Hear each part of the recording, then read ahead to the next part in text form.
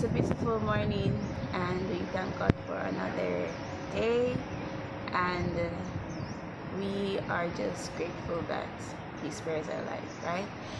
We are going to get into our next chapter of Genesis, which is Genesis 13, and we're going to read it and see what lessons we can learn from it. So, we're gonna head into it. It says, Then Abram went up from Egypt, he and his wife, and all that he had, and Lot with him, to the south. Abram was very rich in livestock, in silver, and in gold, and he went on his journey from the south as far as Bethel, to the place where his tent had been at the beginning between Bethel and Ai, to the place of the altar which he had made there at first. And there Abram called on the name of the Lord. Lot also, who went with Abram, had flocks and herds and tents. Now the land was not able to support them that they might dwell together, for their possessions were so great that they could not dwell together. And there was strife between the herdsmen of Abram's livestock and the herdsmen of Lot's livestock, the Canaanites and the Perizzites that dwelt in the land. So Abram said to Lot, Please let there be no strife between you and me, and between my herdsmen and your herdsmen, for we are brethren. Is not the whole land before you?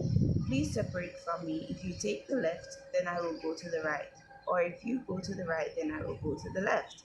And Lot lifted his eyes and saw all the plain of Jordan, that it was watered everywhere, before the Lord destroyed Sodom and Gomorrah, like the garden of the Lord, like the land of Egypt as you go towards Zoar. Then Lot chose for himself all the plain of Jordan, and Lot journeyed east, and they separated from each other. Abram dwelt in the land of Canaan, and Lot dwelt in the cities of the plain, and pitched his tent even as far as Sodom.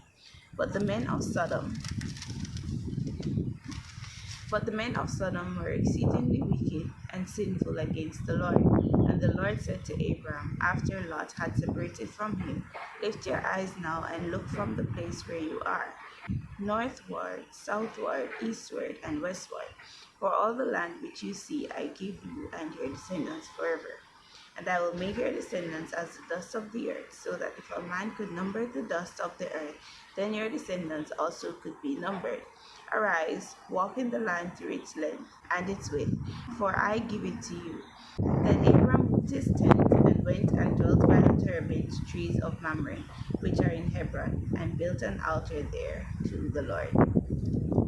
Okay, so the lessons I learned from this, three lessons that we can learn from this. When you're on your journey with God, and of course, oftentimes you're going to start building relationships, whether it's in family relationships, um, friendship relationships, any kind of relationship. There's always going to be some interaction. And as we could see here in Genesis 13, that everything always goes well at the start, and then there starts to become strife. Now, and that leads us to lesson number 2. So, lesson number 1, expect strife in your life when you're on your journey with God. To be honest, you're always going to have some level of opposition. The devil is always going to bring some level of conflict with your relationships, with anything that comes, anything that's precious to you, because we know that Abraham and Lot were uncle and nephew, right? Now the second one is, with that strife, how are we gonna handle it? Do you see how Abraham handled it?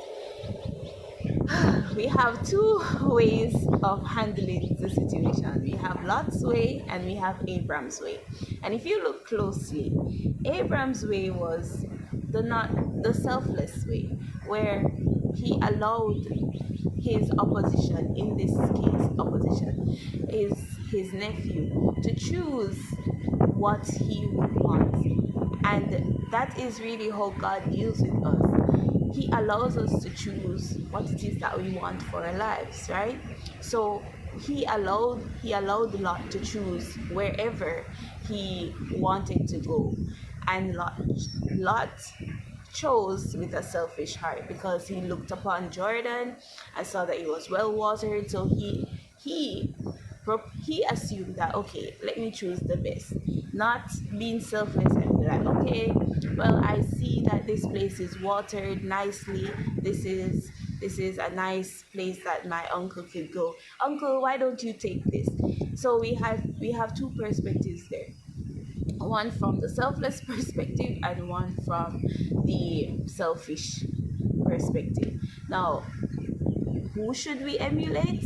I think we all know that we should emulate Christ and Abraham in this sense, because that is how God wants us. Whenever a child comes and you are called to make a decision or allow a decision to take place, are you going to take it? Are you going to look at it from a selfish are you going to look at it from a selfish perspective, or are you going to look at it from a selfless perspective and then make your decision accordingly? That's lesson number 2. And lesson number 3,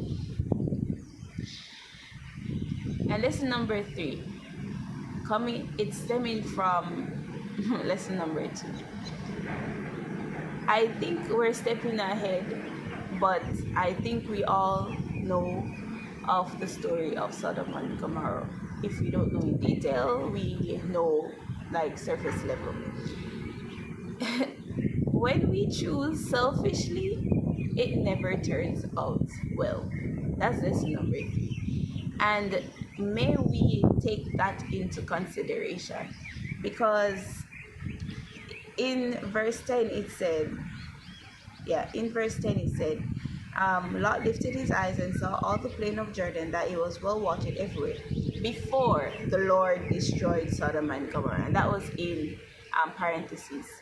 So when we choose from a selfish perspective, we don't ask God for his will to be done, because I'm pretty sure if Lot had asked, maybe, we don't know, because God is sometimes a mystery, so you're not really sure.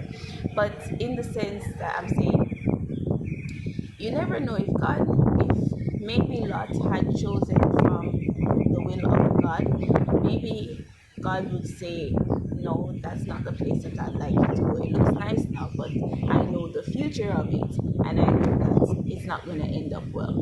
So when we decide to choose selfishly, it it always turns out to have a negative repercussion. So let's endeavor to always seek God in all that we do, and make sure that we are striving to do His will in everything that we do, so that we can have a selfless perspective on every situation that comes to us, rather than a selfish perspective. Okay, so yeah, that is Genesis 13.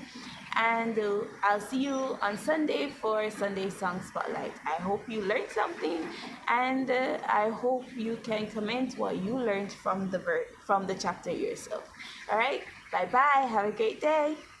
Hey guys, I hope you guys enjoyed today's encouragement, and I hope you guys are ready for the day ahead. Now do me a favor and press that like button and subscribe button if you are new, so that we can get more of this positive Christian content out into the world, okay? And I'll link my daily devotional playlist right here, and my Let's Talk playlist if you want to tackle some social issues, okay?